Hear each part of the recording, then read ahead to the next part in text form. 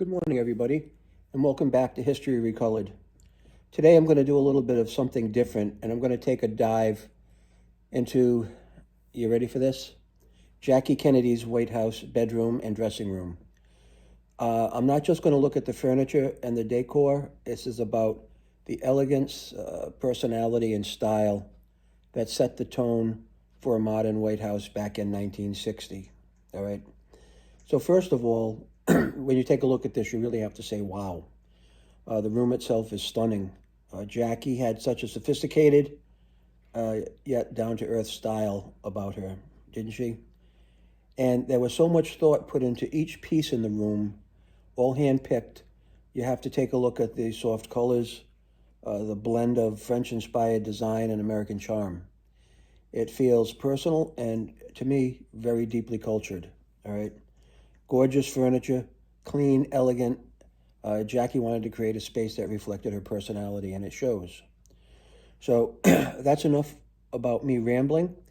We're going to watch the video. I'll interrupt it probably just very shortly in the middle, and then I'll just have some wrap-up comments at the end.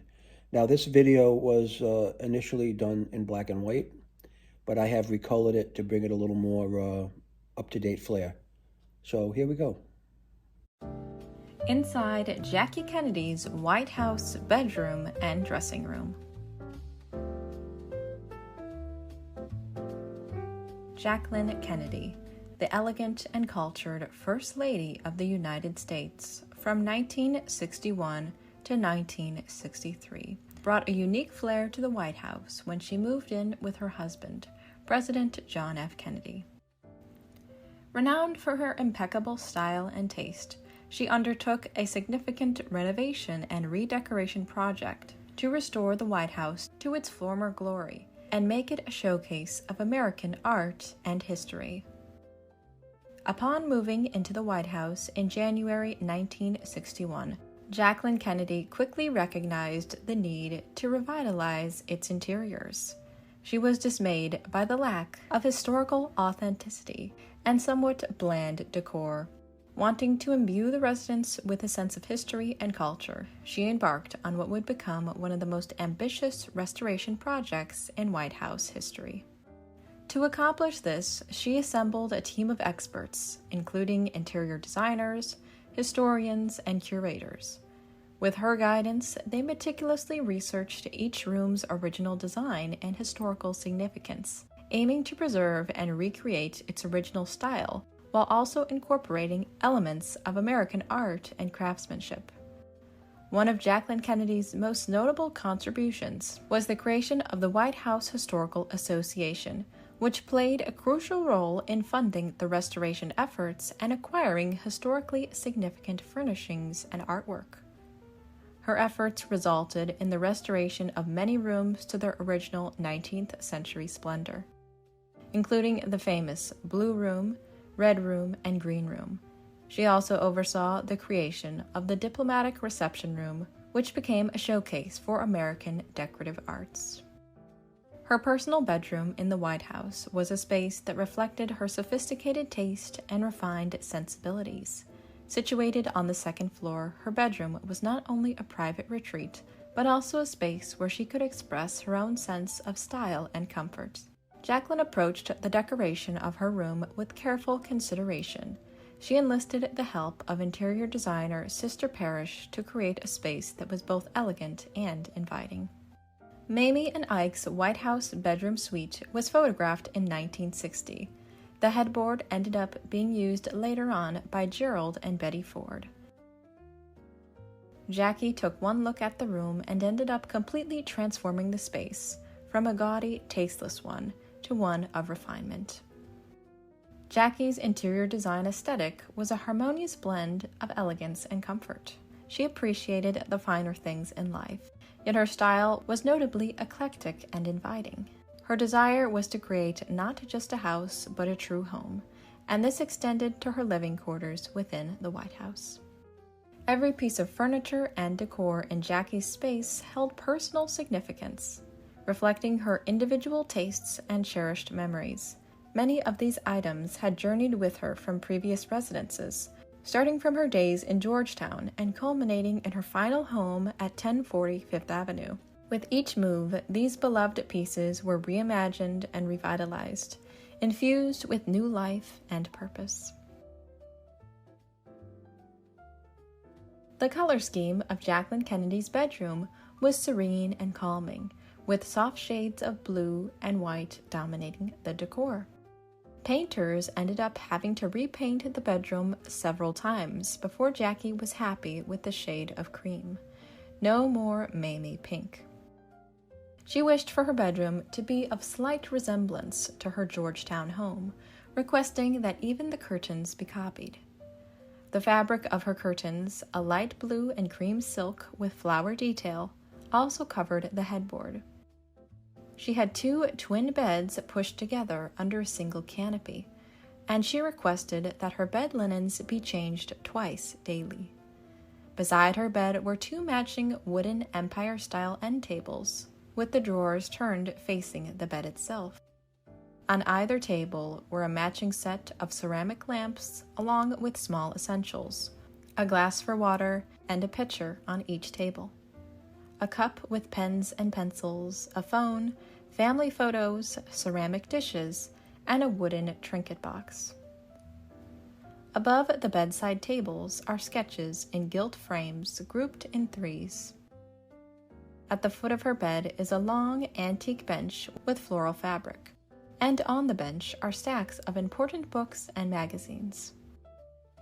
Before Stephen Boudin rearranged some of the furnishings in the room, in the corner next to the window was a child-size antique screen and a carved wooden white table, which Jackie displayed a set of vanity articles and candlesticks.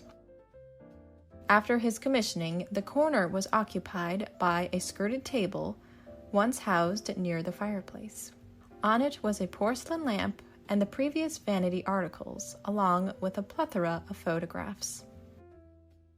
Between the 2 windows is a large Louis XV style painted and parcel gilt mirror carved with floral garlands. It had a total height of 6 feet by 33 inches.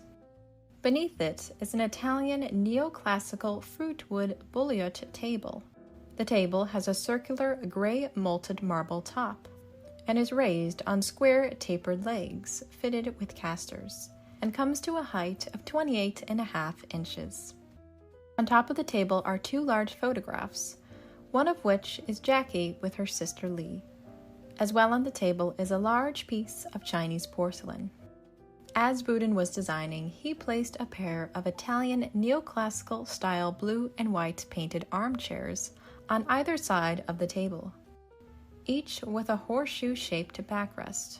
These armchairs were previously at Jackie's house in Georgetown. Under the window, to the left, is an American 19th century Empire-style mahogany stool with a woven silk drop-in seat. The stool was positioned under the window for Caroline to climb onto the window seat. And beside the window, on the next wall, is a small painting with a gilt frame. Jackie's bedroom was large enough to create a living space. Pieces of furniture were grounded by a floral antique rug and centered around the fireplace. When Sister Parrish designed the space, the cream-covered sofa's back was to the window, and beside it were 2 small tables, a brass one and a Louis XVI-style mahogany one, with an octagonal top and a wooden gallery hinged at the front. Next to it was a white and blue upholstered chair. Across from these furniture pieces were a set of yellow upholstered chairs, and between them the skirted table talked about previously, with many photographs and treasured objects, including a pair of continental cream-colored earthenware miniature orange tubs from the late 19th century. In Boudin's design, he moved the sofa to face the windows and placed the mahogany table and brass table at either end of it, as well as a wooden desk behind it, ornamenting it with 2 white ceramic lamps. He also added a white skirted chair and a wooden rocking chair used by JFK. Jackie had stated, "A rocker is a rocker, and there isn't much you can do to make it look like anything else." On the mantel were a pair of Louis XVI style ormolu-mounted white marble small candlesticks, each with a circular leaf-cast candle nozzle. They came to a height of about 6 inches. On the mantel as well were a few small paintings, like this one, from a French school in the 19th century, known as a park view on oil, as well as a continental school from the 18th century, known as a hunt servant with hooded hawks on a portable perch. The mantel was complete with 2 Chinese porcelain jars and a bust of a child. Above the mantel were a few more works of art, including The Study of a Snow Owl by Peter Papillon from 1755, as well as, on the ends, circa 1800 caricatures of men and women, all done in pen and black ink over black chalk. On this wall as well was a beautiful tall boy French cabinet and many other works of art along the walls. Jackie's dressing room was a quaint room where she could repose and get ready for the day. This room, like her bedroom, was originally decorated by Sister Parrish.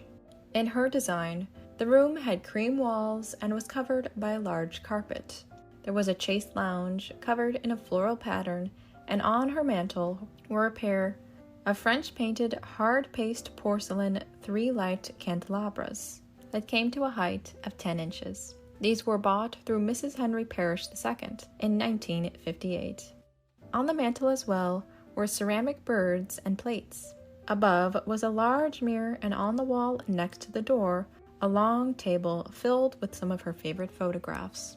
There was a lamp and a French hand-colored engraving from 1840. On the coffee table, we see flowers and books.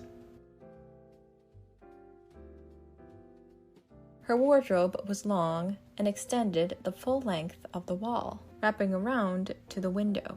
At this time, the doors were cream color. In the middle of the room was a French-painted paper 4-panel screen from the early 19th century, decorated on one side with stylized figures and pavilions, and ribbon-tied baskets of flowers with marbleized panels, and the reverse with sprays of flowers and leaves. This came to a height of 6'2". Jackie was inspired by the colors in the screen, and when she commissioned Stephen Boudin to inject the space with Parisian flair, the walls became... Now this is the part of the video that I really love. Jackie made sure this room was both elegant and inviting. She really insisted on mixing in her personal touches, which is fantastic. So you're going to see a family photo here, a soft throw there. It reminds me sometimes about home when you were a kid, right? And bringing love and warmth to that space, kind of making it feel like you're home.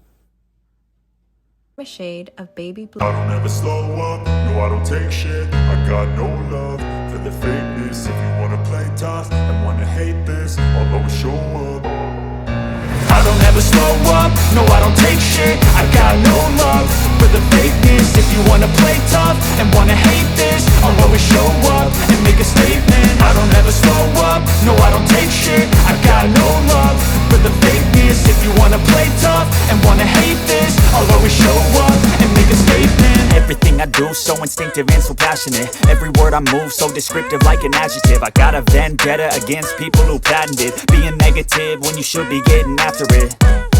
I got facts over tracks, this and that. Spitting slow, spitting fast, I could roast, I could gas. Think I'm okay at last, but I don't know if that can erase all the past. And the pettiness, a reflection of the emptiness. Hilarious, you think you're worth my time, you're delirious. Mysterious, because you hide behind a fake exterior. Inferior, you know I'll always be a bit superior. Get off of me, this ain't no humble brag. I want you to hear words, you can say them back. I want you to feel free from the chains at last, and to believe in what you got, it was built to last, yeah. Now that I've been put through hell, I never got anyone's help. I had to do it all myself. I don't ever slow up, no I don't take shit. I got no love for the fakeness. If you wanna play tough and wanna hate this, I'll always show up and make a statement. I don't ever slow up, no I don't take shit. I got no love for the fakeness. If you wanna play tough and wanna hate this, I'll always show up and make a statement. Gonna learn the consequence of being incompetent. Mental health is confidence, dreams and some honestness. I'm not here to save the day, that's for you to take away. I could play a million mind games, but instead I say something not illogical, something that is topical. Rub it on and watch it go, make yourself unstoppable. Dreams are irresponsible, but they're always possible. If you just believe, you could be so remarkable. Thoughts in my head, a collage and they spread. I'll be great one day, going off of my meds. No, I'm not giving up, no, I'm not giving in. I will make it to the top, taking off in the wind. I gotta make it, I'm saving every day to taste it. I'm patient, but my mind, it can hardly take it. I'm chasing a dream that I've had for several ages. A vacant, modern kingdom for the taking. Now that I've been put through hell, I never got anyone's help. I had to do it all myself. I don't ever slow up, no I don't take shit. I got no love for the fakeness. If you wanna play tough and wanna hate this, Subscribe. So to wrap this up, Jackie's White House bedroom, in my opinion, and a dressing room are more than just beautiful rooms. They're symbols of her style, her heritage, and her vision, all right? If you're into classic elegance with a personal touch, this video was it. So at this point, the video is done. I want to thank you for watching. Please like and subscribe, and join me next time as we explore more timeless style, whether it's in drumming or historic design. We'll see you soon.